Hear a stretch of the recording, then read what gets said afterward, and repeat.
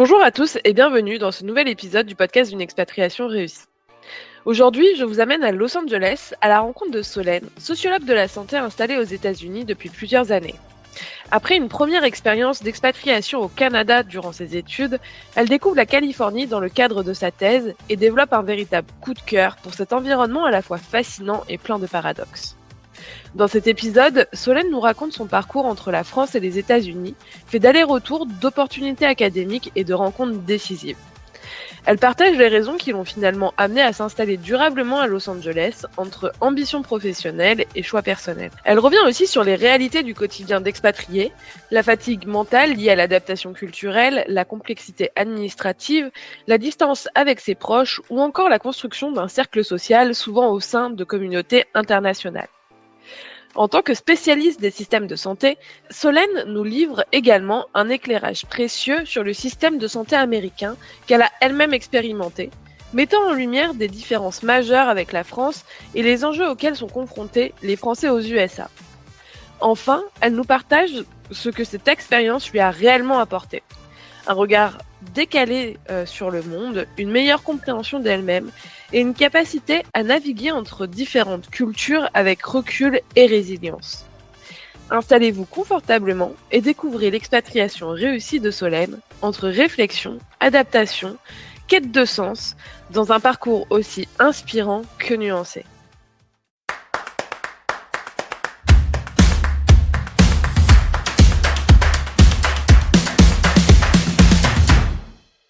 Bonjour Solène, je suis ravie de t'accueillir aujourd'hui dans ce nouvel épisode de podcast. Est-ce que tu pourrais te présenter pour les personnes qui ne te connaissent pas? Bonjour Margot, bonjour à tout le monde. Merci pour cette invitation. Je m'appelle Solène Tircuir, je vis actuellement à Los Angeles et ça fait maintenant depuis 2017 que je suis aux États-Unis. En réalité, ça a été plusieurs étapes. C'est en 2022 que je me suis établie ici de manière plus pérenne et moi, je suis sociologue de la santé. Je suis arrivée ici par l'université. Donc, j'ai un parcours académique qui m'a amenée dans la baie de San Francisco et jusqu'à présent dans la Californie du Sud. Super intéressant. Du coup, ton histoire d'expatriation, ça a de suite commencé par les États-Unis. Pourquoi cette destination? C'était un peu un coup de cœur, une envie, ou comme tu le disais, c'est un peu les études qui t'ont amené là? En réalité, ça a été ma deuxième expatriation. Ok. Pendant mes études, pendant ma licence, je suis partie 1 an au Canada, donc j'avais déjà eu une première expérience là aussi universitaire, qui était un échange étudiant, qui a été une première immersion dans un milieu anglo-saxon, qui est par plein d'aspects assez similaire à celui des États-Unis. Et les États-Unis, c'est arrivé plus tard.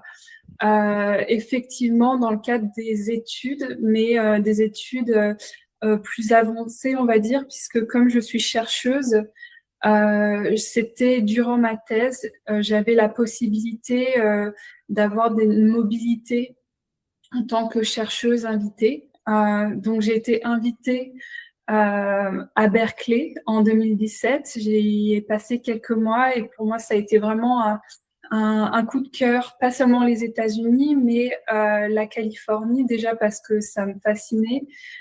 C'est un pays qui est plein de paradoxes, mais qui est aussi très, très intéressant. Et d'un point de vue universitaire, quand on est dans le milieu de la recherche, c'est effectivement l'attractivité des structures, des universités, des laboratoires. Il y a beaucoup plus de ressources. J'y voyais là non seulement une possibilité de poursuivre cette immersion en anglais en Amérique du Nord, mais de bénéficier de ces ressources sur place et aussi, mine de rien, d'accéder à un réseau assez prestigieux que je n'aurais pas imaginé en restant en France. Donc ça a commencé comme ça. Je suis restée quelques mois, retournée en France, et puis l'année suivante, en 2018, je suis revenue quelques mois à Stanford, donc de nouveau en Californie, pour un échange similaire. Ensuite, je suis rentrée en France, j'ai terminé ma thèse, j'ai commencé à, à travailler en faculté de médecine où j'ai enseigné. Et puis, une fois le Covid passé, j'ai réussi à revenir de nouveau en Californie. Donc, il y a eu beaucoup d'allées, de va-et-vient, mais toujours liés au milieu professionnel pour moi et universitaire. Super intéressant. Tu as un métier qui est peut-être pas commun ou en tout cas connu en France. Est-ce que tu peux nous en dire un peu plus sur ce que tu fais? Oui, alors c'est vrai que le métier de chercheur, ben, ça peut évoquer beaucoup de choses, de la personne dans son labo en blouse blanche en train de triturer et de faire des expériences ou au contraire des gens comme moi qui sont dans les sciences humaines et sociales. La sociologie, c'est une discipline qui vise à comprendre la société, les systèmes, le comportement des gens. Moi, en particulier, je me suis intéressée à la santé, comment se structure un système de santé, quelle est l'expérience des patients, parce que tout ça est s'inscrit dans le relationnel, dans le culturel. Il y a une histoire à raconter.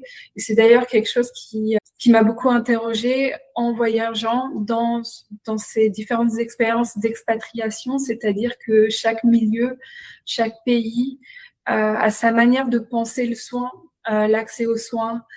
Ce que nous, on a en France ne va pas forcément de soi dans un autre environnement. Donc, ce que je fais concrètement en tant que sociologue, alors il y a plein de manières de pratiquer la sociologie, mais c'est que je fais des interviews, je fais de l'ethnographie, je vais observer, je vais à la rencontre des gens et puis j'analyse mes données. Et l'idée, c'est de faire avancer les connaissances. En l'occurrence, pour moi, le système de santé, l'expérience des patients, l'éducation médicale, mais aussi de voir ces différences culturelles. Et c'est d'ailleurs une des raisons pour laquelle on a été amenés à échanger toutes Tout à les fait. deux, parce que ce sont des questions qui nous, qui nous préoccupent personnellement, mais aussi professionnellement. Oui, oui, oui, c'est vrai qu'on avait quand même beaucoup échangé sur le système de santé américain qui est un vrai sujet pour les Français qui s'y installent et qui est assez, complexe, parce que c'est vraiment, comme tu le dis, un choc culturel entre la France et les États-Unis, le système de soins. Mais si on parle un peu plus, de toi, de vraiment, ton appétence, du coup pour les États-Unis, parce que tu dis que tu as fait beaucoup d'allers-retours entre, bah, la France, et les USA.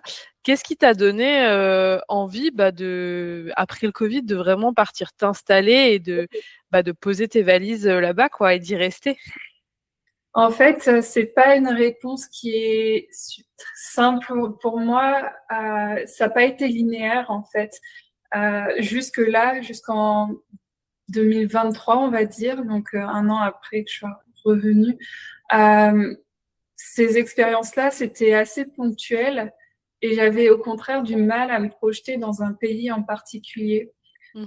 J'aimais la perspective de pouvoir, de rester mobile en fait.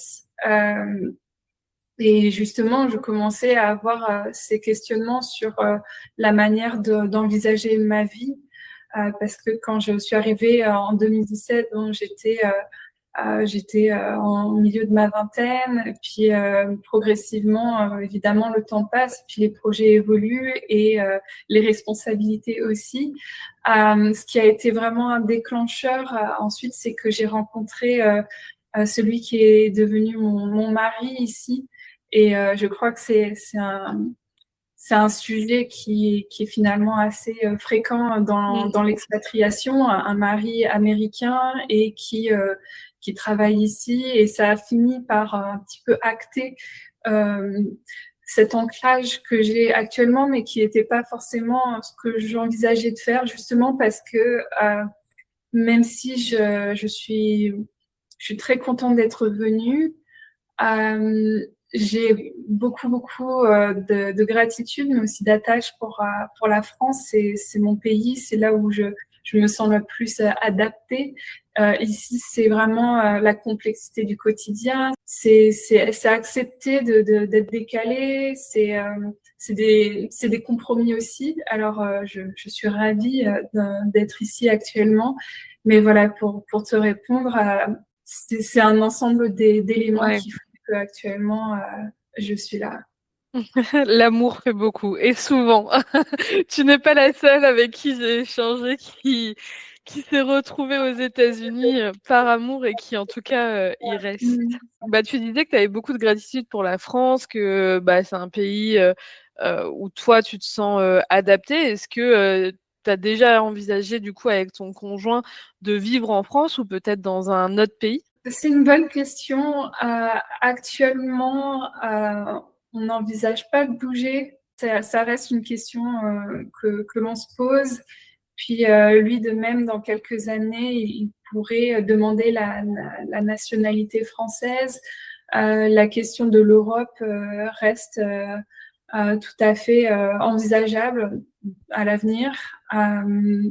Et l'étranger en général, moi, j'avoue que personnellement, j'ai la bougeotte. Donc, à chaque fois que j'ai été quelque part, j'avais qu'une envie, c'est de voyager encore ailleurs et découvrir d'autres choses. C'est quelque chose qui me nourrit vraiment et je sais que je suis extrêmement privilégiée de pouvoir le faire. Mais voilà, pour l'instant, c'est les États-Unis, mais la France peut-être un jour. Et mine de rien, il y a beaucoup d'avantages en France qui font que ça, oui, c'est un très chouette pays aussi, quoi. Bah, on parle davantage, mais peut-être que tu peux nous dire ce qui a été le plus difficile pour toi sur place quand tu es arrivé. Pour moi, ce qui a été un petit peu difficile, c'est la fatigue mentale liée à cette expatriation. Quand tu arrives dans un environnement différent, bah, tu te mets à réfléchir à ce que tu dois faire, si tu cherches à comprendre entre les lignes aussi, parce qu'il y a des codes Ouais. sociaux, il y a des normes qui sont explicites, mais il y en a aussi d'autres qui sont implicites.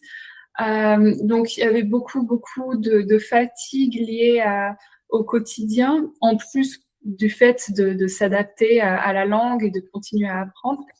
Euh, je dirais que administrativement aussi, c'est une autre façon de faire. Il y a d'autres codes, il y a d'autres attentes, il y a d'autres protocoles. Donc, moi, j'ai un petit peu la phobie administrative. En France, c'était déjà le cas, mais alors ici, ça a pris c'était un autre niveau. Et je dirais que la distance des proches. Alors, moi, quand j'avais des séjours de quelques mois, je ne ressentais pas tellement ces enjeux-là, mais ça a été plus tard quand enfin là j'ai passé quelques années ici. Ben tu manques des moments clés. Ouais. Et t'as pas toujours le choix. Moi, je ressens parfois une culpabilité de pas nécessairement être là, à me sentir aussi un peu égoïste d'avoir fait mon bonhomme de chemin de mon côté et en même temps, bon, ben, dans la vie, quand on fait des choix, il y a toujours des conséquences. Voilà, donc je pense que ça, c'est les éléments plus compliqués, mais qui nécessitent d'anticiper un petit peu, quoi. Mm. En tout cas, d'en avoir conscience avant de se lancer dans le grand bain. On parlait des différences culturelles, effectivement, qui peuvent provoquer une fatigue mentale. Souvent, quand je discute avec des personnes qui sont expatriées aux USA, on parle souvent du small talk ou encore bah, le fait de se faire des amis sur place. Toi, aujourd'hui, est-ce que tu as un cercle d'amis qui est américain? Est-ce que c'est plutôt avec des francophones avec qui tu es proche? Comment bah, tu as construit ton cercle sur place? Eh ben, en fait, moi, initialement, ça a vraiment été la communauté d'internationaux. Déjà, via l'université, donc tu es tout de suite mis en contact avec des personnes qui vivent les mêmes choses que toi. Donc, ça a été naturellement les cercles qui ont été ça a été mes premiers cercles d'amis. Et puis aussi, quand tu viens à l'étranger, ben, tu vas rechercher du familier dans ton quotidien et forcément les personnes qui vivent les mêmes choses que toi, qui sont aussi dans la découverte comme toi, qui passent par ces étapes et ces doutes, ben c'est des personnes avec qui les liens se font de manière plus naturelle, alors que les Américains, soit parce qu'ils vivent ici depuis longtemps, ou soit parce que ils travaillent ici, n'ont pas forcément cette appétence à aller vers des groupes de personnes qui sont de passage, là où ils ont eux-mêmes leur réseau. Donc, il y a à la fois d'un point de vue très pragmatique la manière dont ça se fait, et puis effectivement, tu parles du small talk. Il y a vraiment des différences dans la manière d'échanger, dans la manière de penser l'amitié aussi, les interactions. C'est vrai que c'est l'un des éléments assez surprenants quand moi je suis arrivée aux États-Unis, c'est de rencontrer ces personnes qui, bon, en tout cas la majorité des Américains rencontrés ici étaient très à l'aise à l'oral pour lancer des discussions très dans l'emphase, très positives et en même temps pas forcément de, comment dire, cette approche très enjouée n'est pas forcément une étape vers la construction d'une amitié. Ça va être davantage une posture et une forme de politesse que d'être très avenant. Et là où, en tout cas, moi personnellement, en tant que Française, j'étais un peu moins à l'aise. J'avais envie de discussions peut-être plus profonde, mais c'est aussi mon biais de sociologue, je parle beaucoup, j'aime ça. Mais c'est vrai que une dimension plus authentique, on va dire, un peu plus vulnérable, complètement OK avec le fait de partager des difficultés, ça, c'était davantage naturel avec les internationaux, ouais. Super clair. Et est-ce que du coup, des fois, ça te joue des tours dans ta relation de couple, cette différence culturelle? Non, pas tellement en fait, et heureusement parce que sinon ce serait vraiment compliqué. Mais ça m'a joué des tours dans d'autres circonstances où j'ai vraiment rien compris. J'ai pas compris qu'on était juste poli avec moi. Enfin, j'ai pas su voir dans la nuance de l'intonation que c'était pas si positif. Enfin, Ok. perdre un petit peu tu vois, les codes de ce qui se passe ou de comprendre l'autre. Voilà. Mais dans le couple, non, pas tellement. Mais ce qui est intéressant, c'est que pour lui, il voit aussi dans ma manière de penser, je pense que ça ouvre aussi un peu ses horizons, une pensée un peu plus critique, un peu plus. Enfin, ouais, parfois je le charrie un petit peu quand tu vois. Enfin, en parlant du small talk, il y a souvent les Américains vont dire oh this is the best thing ever. Et je le charrie un peu sur ces questions-là parce que je lui demande mais il y a quoi au-dessus? Parce que si tous les jours il y a le meilleur truc qui t'est arrivé dans ta vie, faut repenser un petit peu, tu vois, la mesure de tout ça. Mais non. Super, bah, c'est déjà ça. Merci en tout cas pour cette anecdote. Est-ce que, il y a un souvenir, d'expatriation dans toutes les expatriations que tu as pu faire qui t'a vraiment marqué, que ce soit en positif, quelque chose de drôle ou quelque chose, de vraiment marquant? Ouais, enfin, j'ai plein de choses et plein Je me d'anecdotes. doute. Drôle, ben, typiquement, un peu dans la continuité de ce qu'on vient de se dire. Moi, quand je suis arrivée à Berkeley, je suis allée faire mes courses un jour et puis, enfin, je me souviens pas trop comment j'étais habillée. Et puis, je passe en caisse et puis la caissière me dit que je suis magnifique, que ma tenue est magnifique. Et alors moi, revenant de France, où je crois que j'avais jamais reçu un compliment pareil, et je me suis dit mais c'est fou, je me sens vachement bien renforcée là dans mon estime personnelle.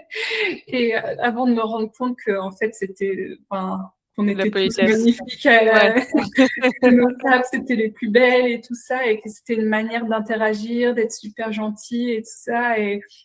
loin du demi-sourire, tu vois, des gens qui Oui, sont dans le service en France et qui, enfin, voilà, c'est quand même de l'énergie que d'aller faire ce type de compliments à droite à gauche. je Donc comprends. ça, c'était une petite chose drôle. J'ai fait un road trip où j'ai des galères de voiture, où je suis allée faire la tournée euh, des réparateurs, des garagistes pour m'aider. Ça, c'était assez comique. C'était assez embarrassant aussi. Euh, un très bon souvenir, c'est que enfin, moi, j'adore la nature. J'adore Mhm. les road trips quand ça se passe bien et que t'as pas besoin de le passer au garage. C'était les parcs nationaux et je me souviens Ouais. que ça a été un moment pour moi incroyable, seul en Utah, face à un canyon, me dire mais mon Dieu que c'est beau quoi. Enfin, je suis contente d'avoir vécu pour vivre ça en fait. Ouais.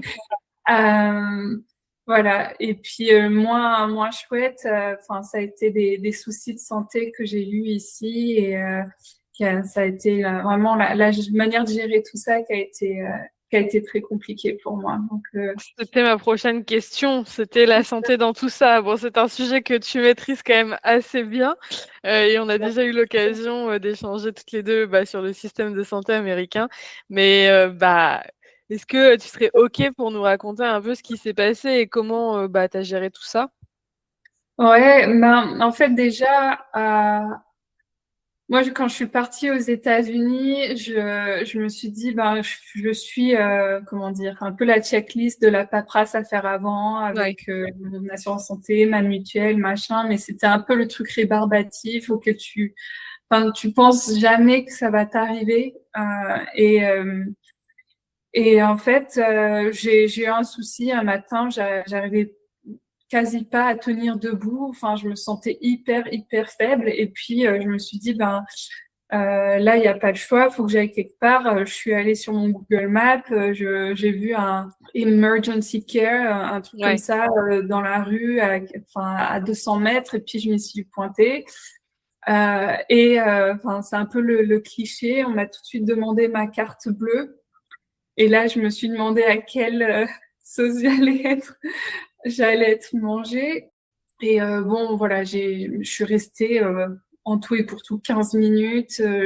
Un médecin est entré dans la salle, on a fait deux, trois tests, j'ai eu une prescription l'heure qui a suivi. Et voilà. Et puis, j'ai réussi à me soigner. J'avais une grosse infection qui aurait pu dégénérer. Et 15 jours plus tard, ben, ça a repris, donc je suis retournée là-bas. Et bon, c'est pas seulement le fait d'être malade qui était problématique parce que j'étais très bien prise en charge, ça a été la surprise de la facture oui, après. Euh, Parce que déjà, je ne m'imaginais pas que j'allais recevoir une facture avec de tels montants. Et surtout, je ne savais pas comment ça allait être géré derrière.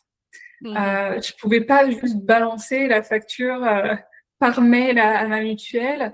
Et là, je vois, donc je reçois cette facture de 2000 $ à régler pour deux visites de 15 minutes et pour deux prescriptions d'antibiotiques. Ou avec vraiment la liste de pas seulement des actes, mais vraiment minuter le temps passé ah ouais, dans la salle d'attente, puis le temps passé dans le cabinet du docteur.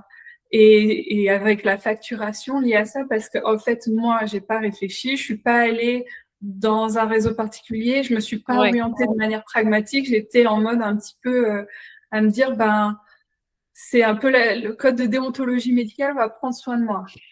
Et on verra après. Et Aux en même temps, États-Unis, c'est pas trop ça. voilà, c'est pas trop ça. Il faut vraiment partir plus préparé. Faut consulter Santé Expat. Juste arrêter de se dire que ça fonctionne comme en France et que même quand on a une couverture, euh, ici, l'assurance santé, ben, maintenant je comprends mieux. Tu vois, il y a pas de couverture universelle. Donc, c'est lié à ton travail. Tu as différentes qualités, tu as accès à différentes formules. Donc, c'est quelque chose d'extrêmement complexe, même pour les Américains. Donc, quand tu es expatrié, il s'agit vraiment voilà, de savoir à quoi s'en tenir. Sinon, tu te retrouves dans des galères comme ça a été le cas pour moi, même si ça aurait pu être pire, évidemment. Mais enfin, mes parents étaient aussi vraiment ravis Mm. que je leur annonce presque un mois de salaire de dépenses pour mes 2 petites consultations.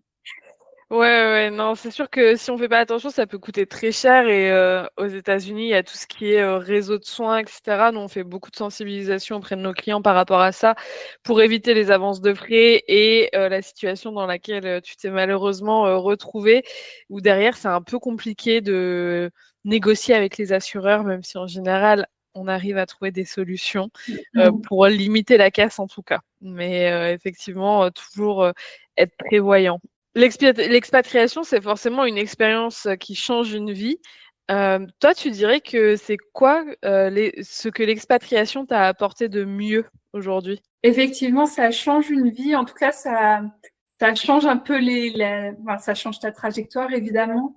Ça change ta manière de te percevoir. Moi, je trouve que c'est un élément essentiel. En général, tu pars et tu t'imagines ce que ça va te faire parce que tu as besoin d'anticiper, tu as besoin de penser un peu le cadre, est-ce que tu viens trouver.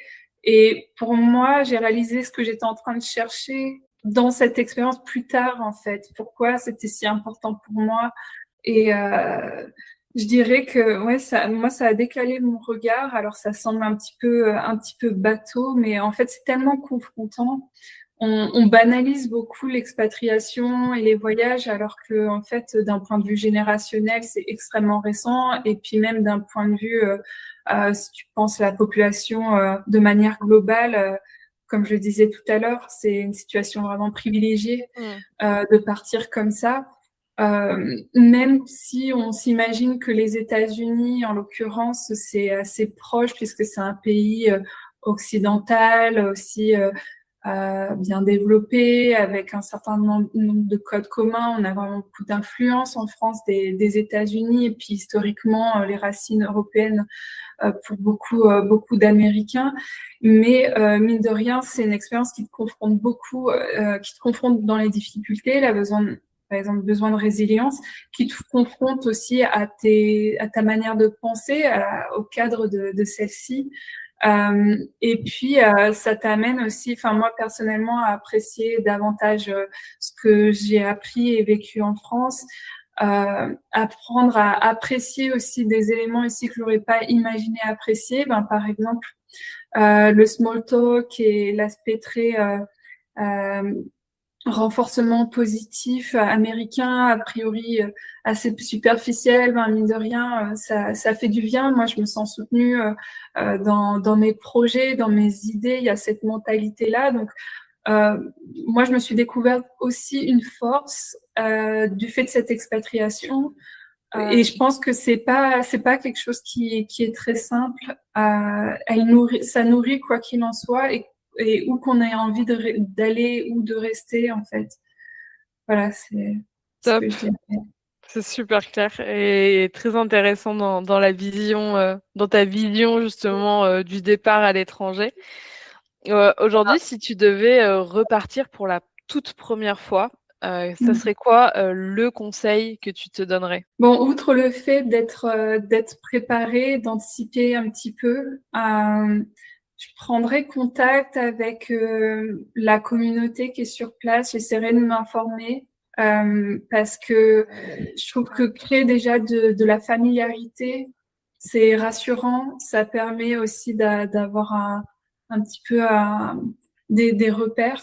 Je dirais aussi ne pas avoir peur d'être ridicule parce que forcément, les différences, on va les voir, on va les vivre. Et en fait, pour réussir à créer un peu de familiarité au quotidien, tes cadres du quotidien, il faut aller au-devant des situations, il faut poser des questions qui peuvent être embarrassantes, il faut pas hésiter à demander de l'aide.